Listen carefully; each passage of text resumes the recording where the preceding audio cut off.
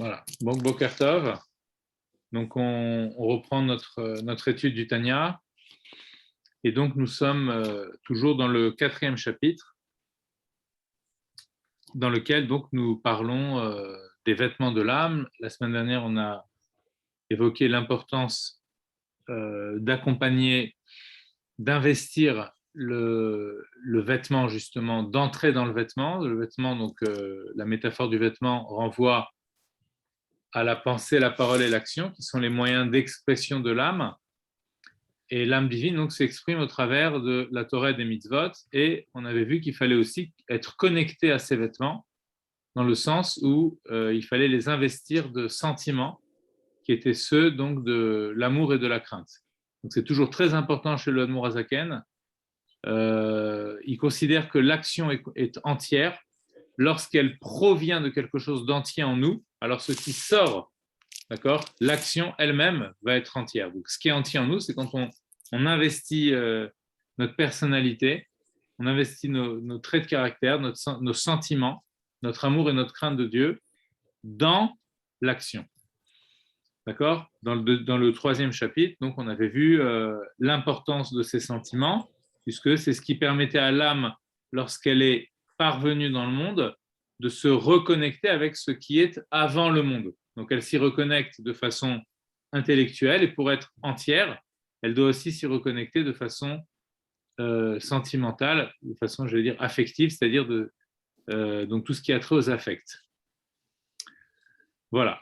Donc, aujourd'hui, on va parler de la valeur de ces 3 vêtements, qui sont la pensée, la parole et l'action, en tant qu'ils sont orientés donc, dans la Torah et les mitzvot. Ce sont les vêtements de l'âme. Attendez, il y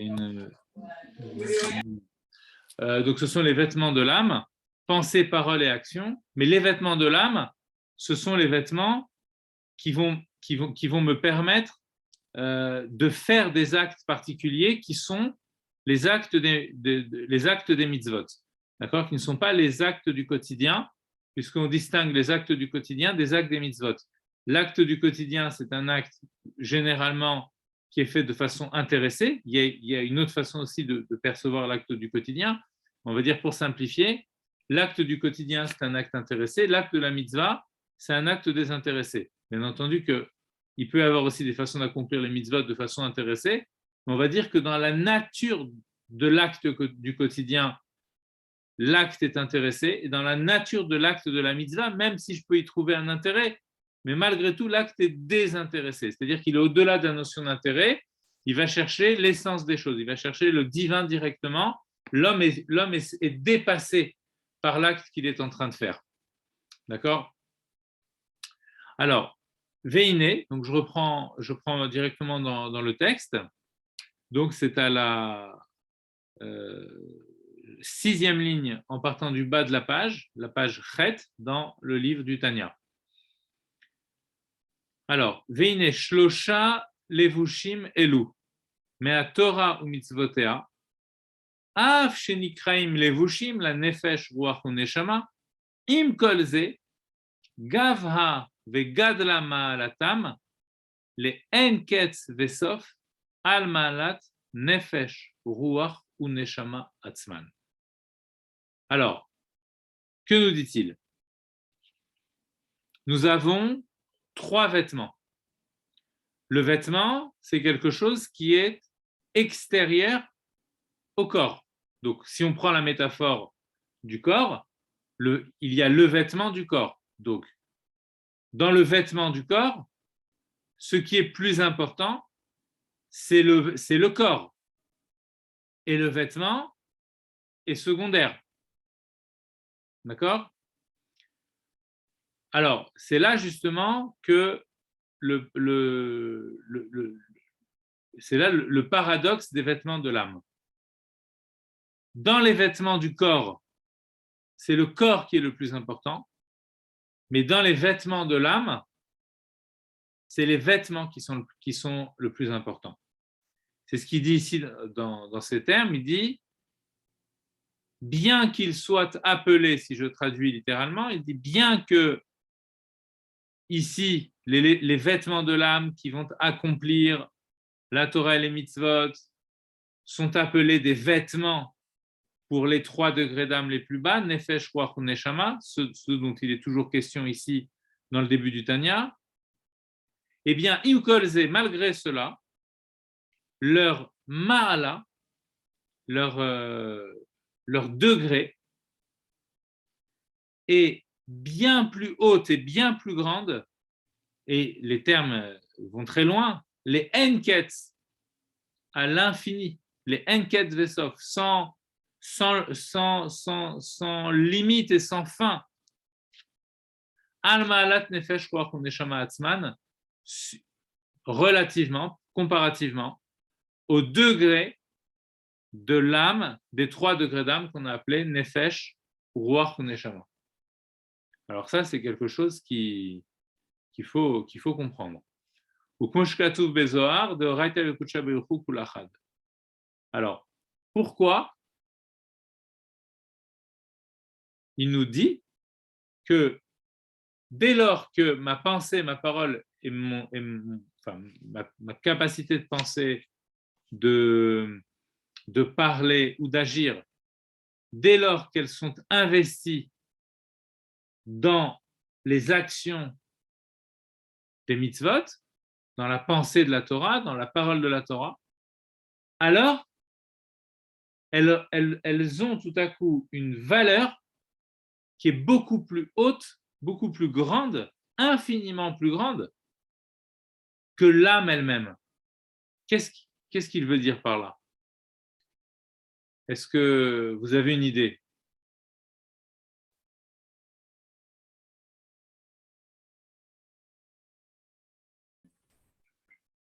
J'imagine que c'est parce qu'elles s'élèvent, elles sont, comme elles sont investies dans la Torah, c'est comme si c'était des paroles de Torah, des paroles d'Hachem lui-même, puisque notre Neshama vient d'une part d'Hachem, si j'ai bien tout suivi. Et, et donc elles sont supérieures à l'âme elle-même. Enfin, à Alors, partir en du moment où quoi? En quoi? En quoi elles sont supérieures à l'âme? C'est étonnant, parce que si l'âme, c'est une part d'Hachem, alors ici, il parle de l'âme, mais rappelez-vous, on avait dit qu'il y avait plusieurs degrés dans le déploiement de l'âme dans le corps, et notamment, il y a ces 3 degrés de Nefesh, Ruach et Neshama qui sont les 3 degrés les plus bas, d'accord, qui vont représenter donc l'intelligence et les affects et comment on appelle ça, un petit peu les pulsions, quoi, un petit peu le rapport spontané. le Nefesh, c'est les. Le Nefesh, c'est vraiment le niveau Mhm. le plus bas, c'est celui qui est vraiment en contact avec le corps, donc c'est-à-dire qui est là pour animer le corps, d'accord? Peut-être parce que si on fait appel à ces 3 vêtements, suivant la catégorie, on se rapproche de plus en plus d'Hachem en fonction de notre amélioration du vêtement. Nefesh, je crois. Alors, Nefesh, Ruach et Neshama, ce n'est pas les vêtements de l'âme, hein. Non. Voilà. Mais ce sont les Nefesh, Ruach et Neshama qui vont se revêtir dans Marshava Dibur et Maaseh, dans la pensée, la parole et l'action. Donc, l'intelligence, les sentiments, se revêtir dans la pensée, la parole et l'action. Et en se revêtant dans ces 3 vêtements, il se produit quelque chose de particulier. Ces vêtements-là, ben, en fait, si il n'y avait pas de supériorité dans ces vêtements, pourquoi irait-il dans ces vêtements? Quel intérêt aurait-il à y aller? Donc forcément, ces vêtements-là apportent quelque chose de plus. Mais il faut comprendre qu'est-ce qu'il y a de plus. Alors, en fait, ces vêtements, c'est quoi? C'est Torah et mitzvot. Torah, c'est ça la particularité, d'accord? Si je compare avec les vêtements de l'âme animale, donc c'est la pensée, la parole et l'action qui ont trait aux choses dont j'ai besoin pour la survie de mon corps ou pour mon bien-être psychologique, intellectuel, etc. Donc ça reste lié avec le Le moi, terrestre. le moi inférieur, le terrestre. D'accord? Par contre, c'est quoi Torah? C'est quoi mitzvot? C'est Dieu lui-même tel qu'il se manifeste à nous, c'est-à-dire tel qu'il est en lui-même dans Torah. D'accord? Donc, dans Torah, c'est quoi? C'est la première parole du dévoilement de la Torah, c'est je suis Hachem ton Dieu. Donc, c'est le je suis de Dieu qui se manifeste dans la Torah. Tout à l'heure, on disait que l'âme, elle est une partie de Dieu, une partie. Mais ça n'est jamais qu'une partie.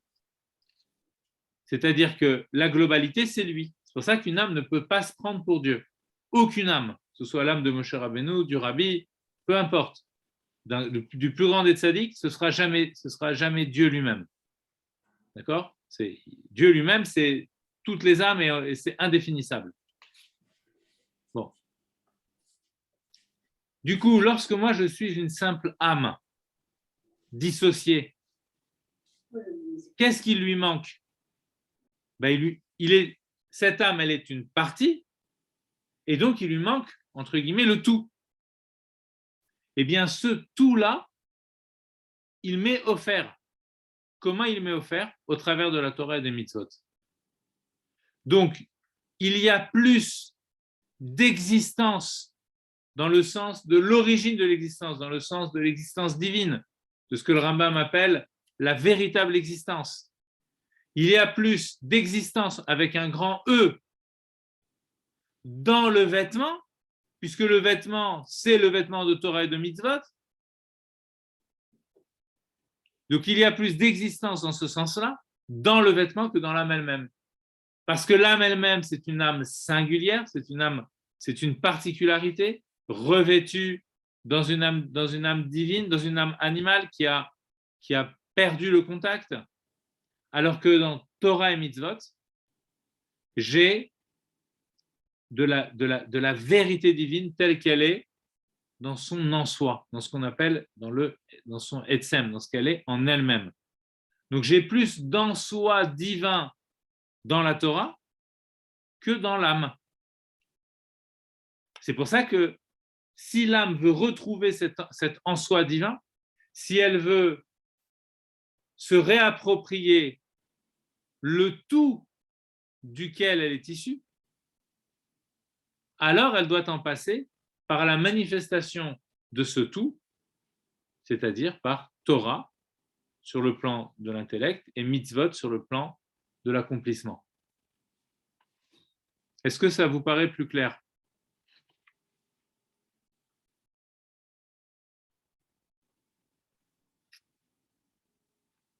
Non seulement plus clair, mais extrêmement fondamental.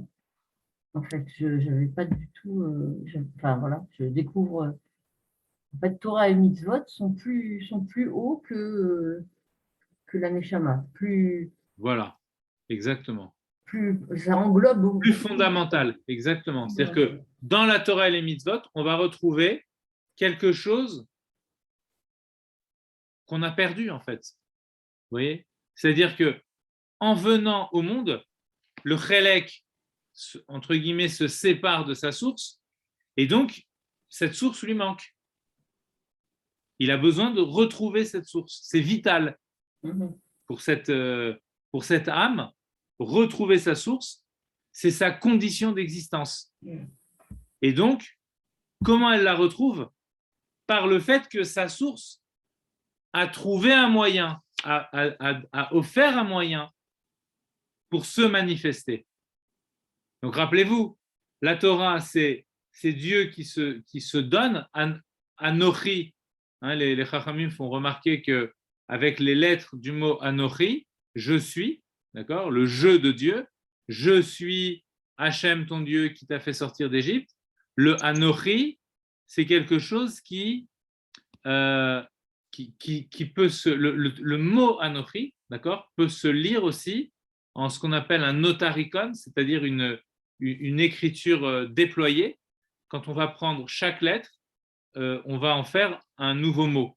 Et à ce moment-là, on va obtenir un mot, c'est une inspiration des Chachamim dans la Gemara, qui nous dit que Anochi, c'est les initiales de la phrase suivante, Ana Nafshi Ketavit Yehavit, qui signifie moi, c'est possible que je l'avais dit dans un autre cours, moi, mon âme, je l'ai écrite, je l'ai donnée.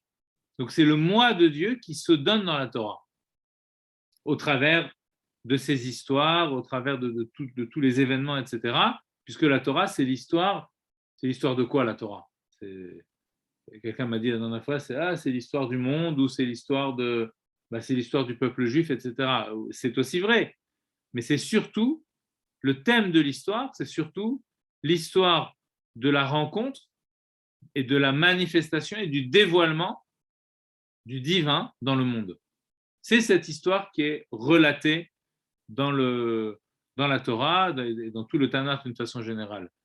Donc nous, on apprend cette histoire-là, on l'étudie, et en étudiant cette histoire, on se connecte avec cette vérité qui est posée dans le texte. D'accord?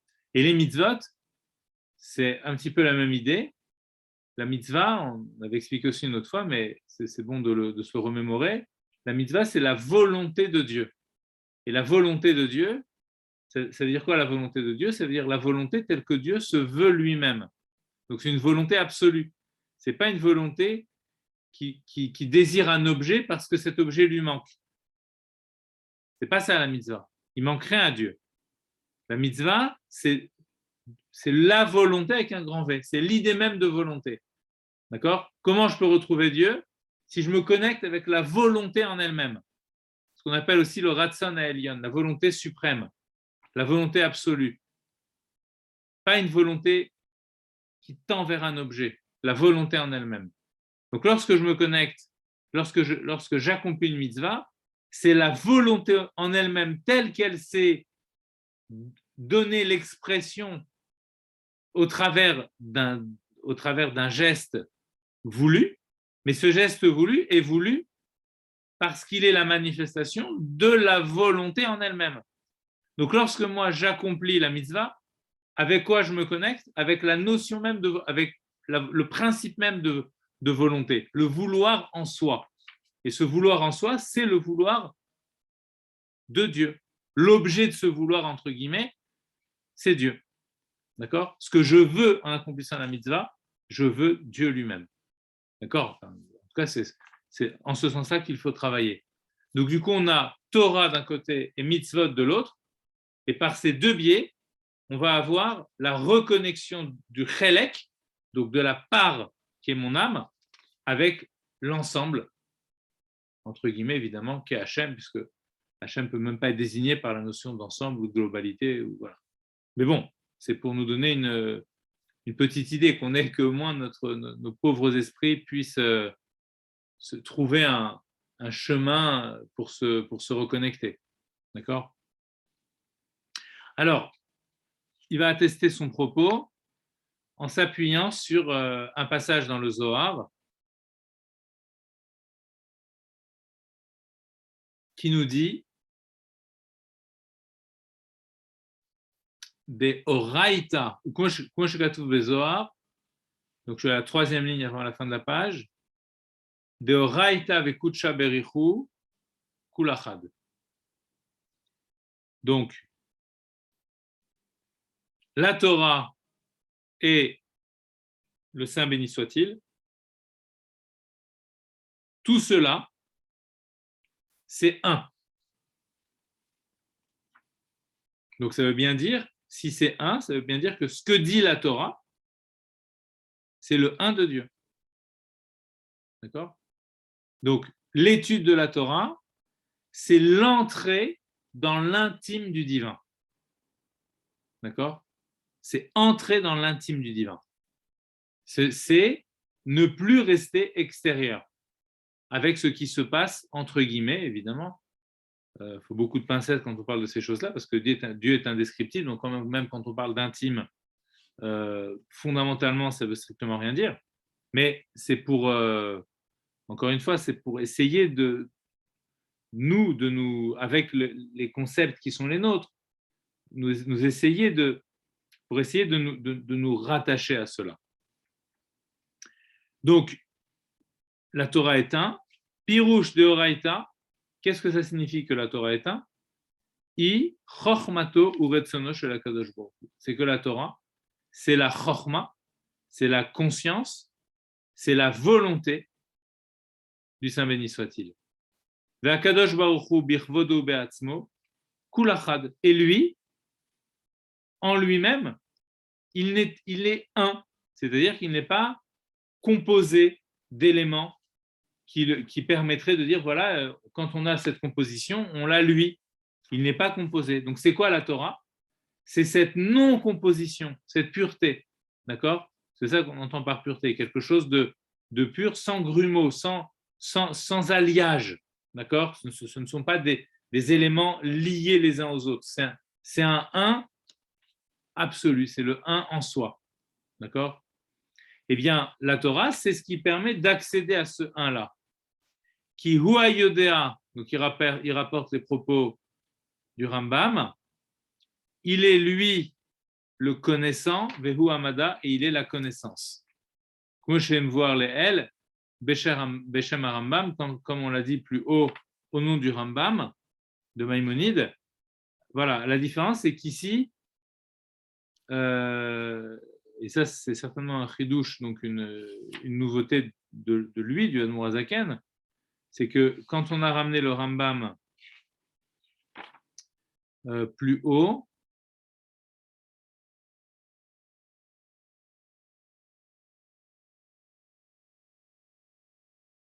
on disait que à propos de Dieu, c'était dans le même sens, mais dans le Rambam, si vous voulez, ces propos-là, lorsqu'il dit Dieu c'est la connaissance, d'accord, c'est lui qui connaît et il est aussi la chose connue. Donc il est tout, d'accord, par rapport à la notion de connaissance, c'est tout. Mais à quel propos on dit ça dans le Rambam? On dit ça par rapport à la connaissance du monde. D'accord? C'est-à-dire que Dieu n'est pas dissocié du monde, il connaît le monde, il est lui-même ce monde, il est celui qui a fait le monde, il est la connaissance elle-même. Le Rambam veut dire que la notion de connaissance chez Dieu, ce n'est pas quelque chose qui se surajoute à son être. Pourquoi? Parce que Dieu n'est pas composite. D'accord? Il n'est pas constitué de plusieurs éléments. Donc, si je disais que Dieu a aussi la connaissance, ça voudrait dire que, quelque part, il est aussi composé de cette connaissance. Et plus que ça voudrait dire que quand une connaissance s'ajoute à lui, tout à coup, il se met à connaître quelque chose, eh bien, ça le modifie. D'accord? Par contre, si je dis, puisque maintenant, il est modifié de cette... il y a une modification en lui, maintenant, il a cette connaissance. Mais en fait, puisque Dieu, c'est lui-même la connaissance, donc du coup, il n'a pas de, comment dirais-je, de modification lorsque de la connaissance s'ajoute à lui. Il y a plusieurs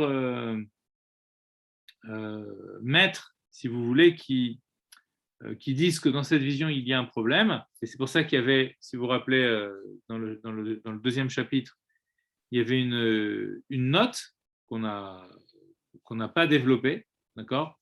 On ne l'a même pas lue. Mais dans cette note-là, il nous dit que, attention, les kabbalistes sont d'accord avec le Rambam, mais à partir d'un certain degré qui est en connexion avec la création du monde. Alors à ce moment-là, on peut dire que oui, Dieu, c'est la connaissance et qu'il n'y a pas de multiplicité en lui, etc., etc. Mais quand on parle des niveaux qui sont au-dessus de ce niveau-là, donc quand on parle de Dieu lui-même, on ne peut même pas encore parler de la notion de connaissance. C'est-à-dire que Dieu ne sait pas encore, j'allais dire, abaisser à connaître. Ok? C'est d'une fois que la notion de connaissance existe qu'on peut dire que cette connaissance, elle n'est pas dissociée de lui. Et il y a des niveaux qui sont encore beaucoup plus profonds en lui où la connaissance, il n'y a même pas encore la connaissance. On est bien en amont de la notion de connaissance. Parce que connaître, c'est toujours lié avec une notion d'extériorité. Il y a quelque chose d'extérieur à moi et donc, il faut que je le connaisse. Voilà. Mais quand il n'y a que Dieu lui-même, il n'y a pas lieu encore de parler de notion de connaissance. Donc, cette notion de connaissance, c'est comme ça qu'on explique le Etz Hadat, l'arbre de la connaissance, que Adam et Chava avaient l'interdiction de manger. Oui, oui, effectivement, c'est aussi lié à ça. C'est ça, oui. Parce que C'est pas, avant, ici, c'est pas de ça qu'on est en train de parler ici, non, je sais, mais est-ce que d'accord? Mais dans l'idée, c'est la même chose, puisque à partir du moment où Adam a eu la connaissance, donc c'était la connaissance de lui, de son moi inférieur, de son ego, oui, en chassidoute, on va dire de son âme animale, à partir du moment où il a eu cette connaissance-là, il a perdu son essence quelque part. Il a perdu le vécu qu'il avait du divin. Donc il y a toujours cette opposition entre l'arbre de la vie et l'arbre de la connaissance. Jusqu'à la venue du Mashiach, et avec la chassidoute, on commence à voir les choses d'une façon différente, où on peut avoir la connaissance de la vie, justement. On peut ne plus être dans ce dilemme entre où je vis la chose, où j'en ai la connaissance. Voilà. Et d'ailleurs, c'est intéressant, on peut peut-être dire aussi que c'est lié avec ce que dit le Admor Hazaken ici, puisque ici, comment dirais-je, il ramène le Rambam, mais il ne l'utilise pas il n'utilise pas son propos tel que lui l'utilise, le Rambam. Puisque le propos du Rambam a pour objet la connaissance par Dieu du monde, alors que ici, le propos du Admor Hazaken, c'est la connaissance alors de Dieu et puis ensuite de nous, d'accord? Mais de quoi? De Dieu. Vous voyez le décalage qu'il opère? Au départ, l'objet de la connaissance, c'est le monde, et c'est en ce sens-là qu'il dit que Dieu est un et que la connaissance ne le modifie pas. Mais le Admor Hazaken ici ramène ses propos du Rambam pour dire que Dieu est un avec sa connaissance, mais sa connaissance, c'est quoi ici? C'est plus la connaissance du monde, c'est la connaissance de lui-même, et la connaissance de lui-même, elle est où? Elle est déposée où? Dans la Torah. Donc, tout ça pour dire quoi? Que si je connais la Torah, et que la Torah, c'est la connaissance de Dieu, en tant que cette connaissance fait un avec lui, donc du coup, je connais ce qui fait un avec lui, donc je le connais lui. Je ne sais pas si vous avez bien compris cette bascule qu'opère le Admor Hazaken dans le texte du Rambam lui-même. C'est impressionnant. Hein, ça donne le vertige. Effectivement. Hein. On passe avec les mêmes propos, le Admor Hazaken voit dans les mêmes termes du Rambam qui parlait de la connaissance du monde et qui déjà dans la connaissance du monde disait que la connaissance de Dieu du monde n'opère pas de scission en lui ou de modification en lui. D'accord? Alors ici, lui, il prend ces termes-là, mais il dit ici, fondamentalement, on peut appliquer ces mêmes propos non pas à la connaissance que Dieu a du monde, mais à la connaissance que Dieu a de lui-même, qui ne fait qu'un avec lui-même. Et finalement, quand il nous livre cette connaissance, quand nous, on pénètre cette connaissance, ben finalement, on pénètre ce qui fait un avec lui-même. Cette connaissance qui est un avec lui-même. Donc la fusion dans l'intime du divin, elle se produit au travers de l'étude de la Torah et au travers de l'accomplissement des mitzvot. Mais vous voyez, je ne sais pas si, j'espère que vous avez compris, ça veut dire c'est vraiment beaucoup plus fort que de parler de la connaissance du monde. Vous voyez, puisque là, on parle de la connaissance de Dieu lui-même. Quand il dit Kiwa Yodea Veu Amada, Roulé, il est la connaissance elle-même. Là, ici, le Admor Hazaken, il applique à la connaissance de Dieu, d'accord, comme objet de connaissance. Je connais Dieu, ok? Alors que le Rambam, c'était par rapport à la connaissance du monde. Bon, j'espère que c'est clair. C'est très important de bien comprendre ça. Alors, je continue la lecture. Aujourd'hui, on avance pas mal en lecture. À la page 16, j'ai tourné la page. Ve'af de'akadosh baruch hu nikra en sof ve'ligdulato en cheker ve'let machashavat tfisa beklal ve'chen birtzono ve'chochmato kedirtiv en cheker litvunato ve'ktiv achaker eloka timtza ve'ktiv kilo marshavotai marshevotechem הנה על זה אמרו במקום שאתה מוצא גדולתו של הקדוש ברוך הוא, שם אתה מוצא ענוותנותו, וצמצם הקדוש ברוך הוא רצונו וחוכמתו, בתרי"ג מצוות התורה, ובהלכותיהם, בצירופי אותיות תנ"ך, ודרשותיהם שבאגדות, ומדרשי חכמינו ז"ל, בכדי שכל הנשמה, או רוח ונפש שבגוף האדם, תוכל להשיגן בדעתה, ולקיימן כל מה שאפשר לקיים, מעין במעשה דיבור ומחשבה, ועל ידי זה תתלבש בכל 10 בחינותיה בשלושה לבושים אלו. Alors, ça aussi c'est un passage qui est vraiment fabuleux. Il nous dit, il commence par une question. Il nous dit, mais attends, Akadosh Baruch Hu, le Saint béni soit-il, il est appelé En Sof, infini. Viligdulato En Cheker. Sa grandeur est insondable. Donc ça, c'est de son côté à lui. Maintenant, de notre côté à nous. Velet Machashava, c'est des propos du Zohar. Aucune pensée ne peut le saisir. Let Machashava, Tfisa Beklal. Tfisa, c'est le saisissement, d'accord? Saisir. Machashava, c'est la pensée. Aucune pensée ne le saisit. Vechen birtsono vechochmato.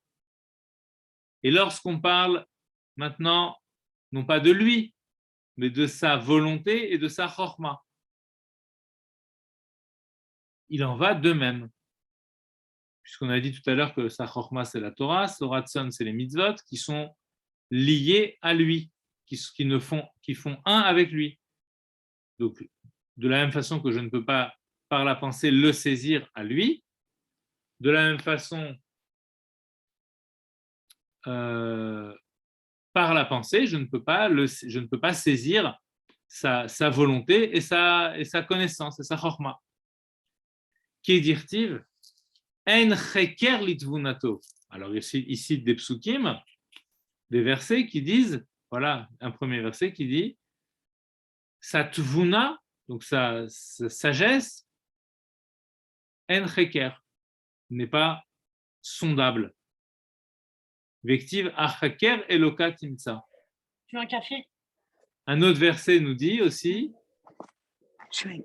quand bien même chercherais-tu à le sonder, timtza, le trouverais-tu? Donc on assiste à cette impossibilité de le percevoir et de le saisir intellectuellement ou par la pensée. Vective, kilo marchevotai marchevotechem. Un autre verset aussi atteste de cette impossibilité. Le verset dit, mes pensées ne sont pas vos pensées. Donc vous ne pouvez pas accéder à moi, même par ma volonté, en tant qu'elle se manifeste dans la Torah, par ma chokhma, donc qui serait ma pensée. Tout ceci, vous ne pouvez pas y accéder avec votre pensée. Vous ne pouvez pas y accéder. Alors, comment résoudre cette équation? A priori, c'est insoluble. Ine alze amru bemakom she'ata motze gdulato shel hakadosh baruch hu sham ata motze invatenuto.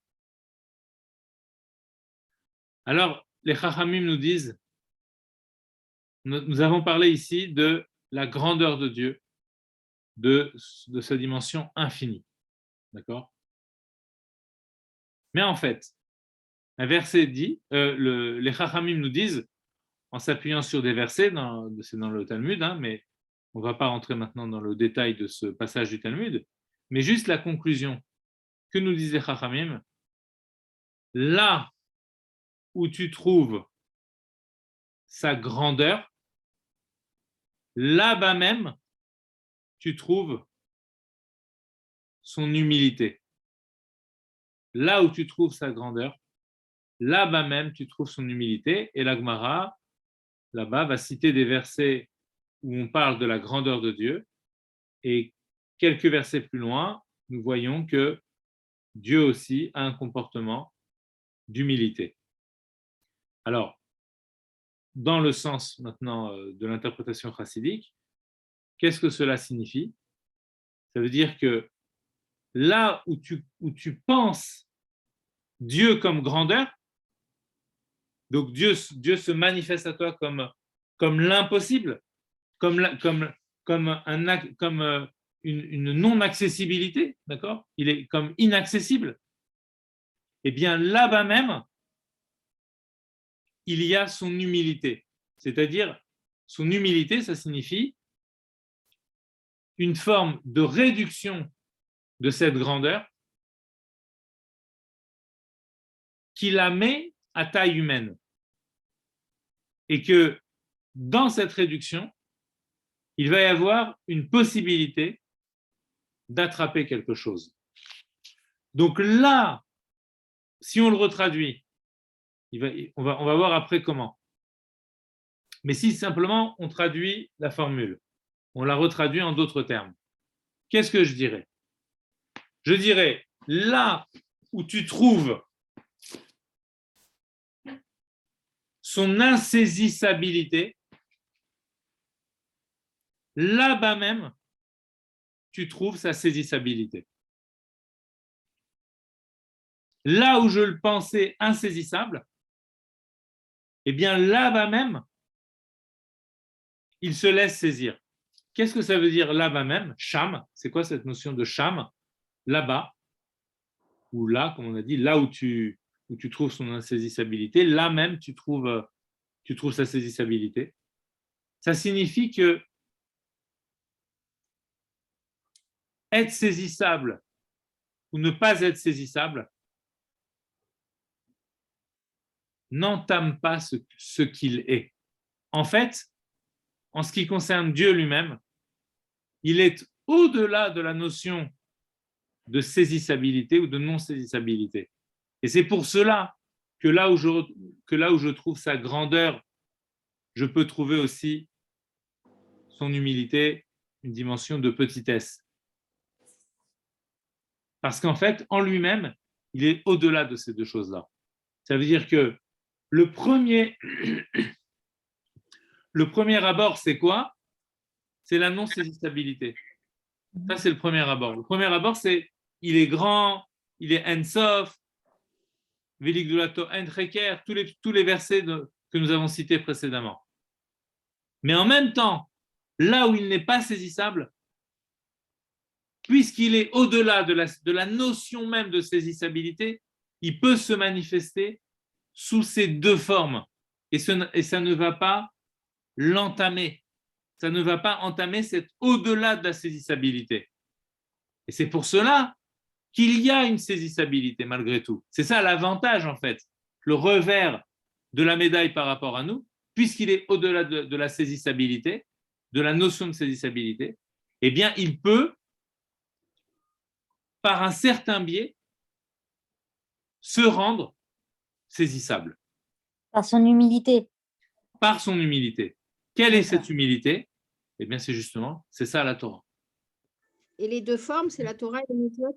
Exactement. C'est par Torah et mitzvot que là, il va y avoir son humilité. Donc, je l'attrape par son humilité. Et dans cette humilité, il y a cette grandeur. Et dans l'humilité plus la grandeur, pour vraiment simplifier, et bien finalement, ce qui se ressent, c'est l'au-delà des deux, l'essence même. C'est pour ça que les Chachamim disaient que le Anochi, le moi de Dieu, c'est j'ai écrit ce moi. Vous imaginez un petit peu? C'est-à-dire quoi? J'ai écrit ce moi. Comment tu peux t'écrire? L'écriture, c'est petit, c'est minuscule. Tu vas être dans des fers. Restricteur. En te mettant, voilà, c'est très restrictif. C'est l'écriture, mais toi, tu es bien plus qu'une écriture. Donc là, je vois aussi, dans ces propos des Chachamim, je perçois aussi cette humilité. Vous voyez? Mais cette humilité, en fait, elle est constitutive de son dévoilement. C'est-à-dire que quand on parle du dévoilement de Dieu, on va aboutir sur une forme de contradiction. Le grand, d'un côté, l'infini, et d'un autre côté, le fini. Et en fait, c'est cette réunion des deux qui permet d'accéder au divin. C'est pour ça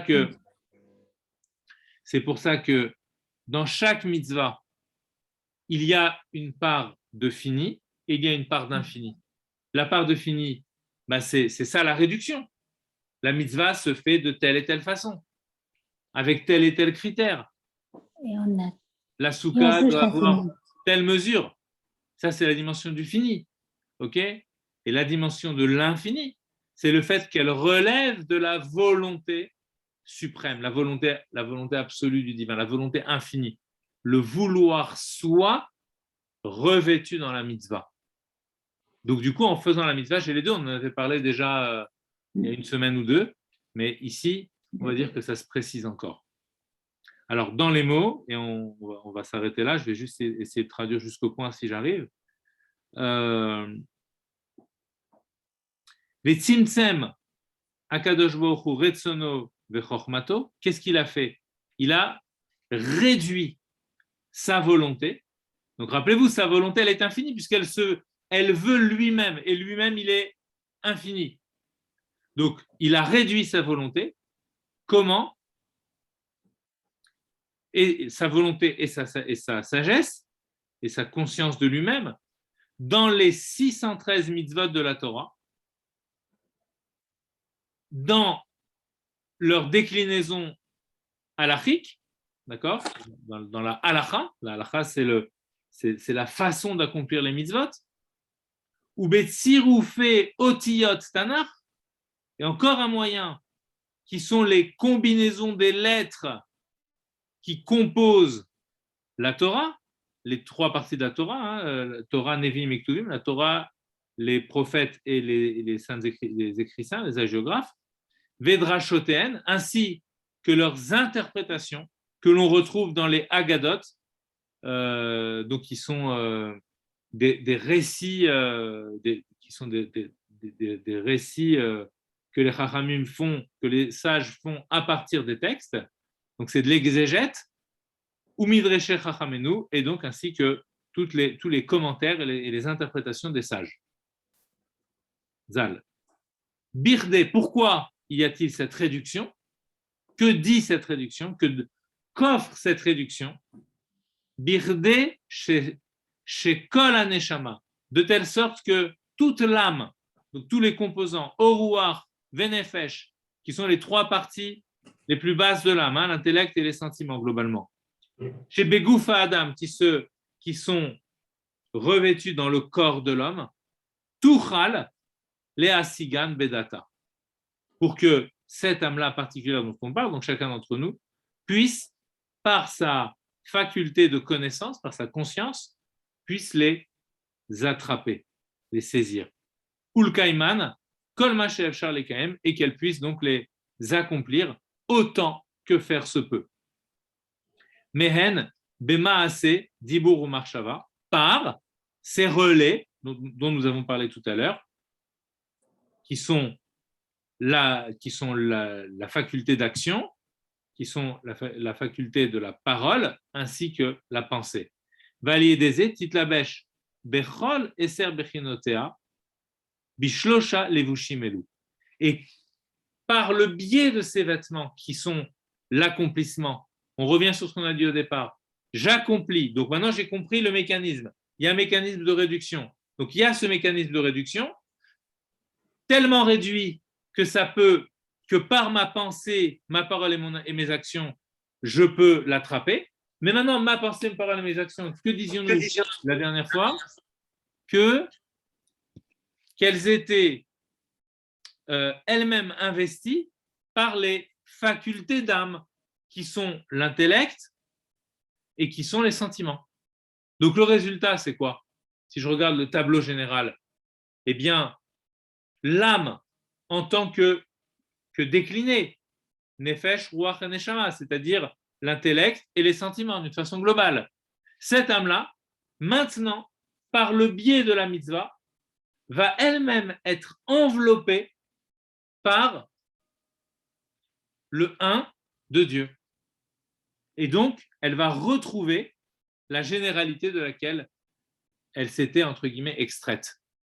D'accord? C'est-à-dire que, pour le dire différemment, l'accomplissement de la mitzvah donne à l'âme une substantialité beaucoup plus originelle et fondamentale. Quand je dis substantialité, c'est-à-dire ce qui se tient sous, d'accord, ce qui lui permet d'être en tant qu'âme, d'accord, c'est-à-dire tout ça, c'est des façons de parler pour dire qu'on parle de Dieu, voilà. Mais j'utilise des termes différents en fonction de ce qu'on veut dire, si vous voulez, ok? Parce qu'ici on parle vraiment de notion d'existence. Donc on comprend maintenant pourquoi la Torah est nourrissante pour l'âme. Vous voyez, parce que on parle de la Torah comme une nourriture de l'âme. Pourquoi elle est nourrissante pour l'âme? Parce que précisément, de la même façon que la nourriture apporte les éléments physiques qui permettent au corps de continuer à exister, de la même façon, la nourriture Torah, si vous voulez, elle apporte le substrat, d'accord, de l'âme. Elle apporte à l'âme son substrat qui est ce qui se tient sous elle, c'est-à-dire qui lui permet d'être, d'accord, le moi divin.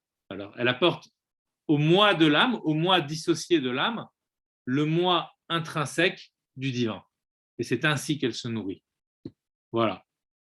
Voilà pour aujourd'hui. Je vais vraiment devoir quitter rapidement. Je suis désolé, à chaque fois, je ne laisse pas de temps pour les notes pour la prochaine fois. Voilà, au début de chaque cours dans un quart d'heure, mais effectivement, on pourrait faire au début de cours, je n'ai pas pensé à vous redemander. Merci. Mais ou sinon, voilà, n'hésitez pas sur le groupe ou quoi, voilà. Merci Merci beaucoup. beaucoup. Ok, écoutez, c'est une bonne semaine de Bezrat Hashem. Et c'est encore une fois, je le répète, celles qui sont intéressées par le cours du lundi soir, il y a un Zoom, donc vous pouvez y participer ou le réécouter après. Ce sera un bon complément par rapport au cours qu'on fait nous le matin, en fonction de votre disponibilité, bien entendu. Voilà. Ok. Merci beaucoup. Shavua Tov. Shavua À Tov. toutes. Au revoir. Semaine des bonnes nouvelles. Amen. Amen.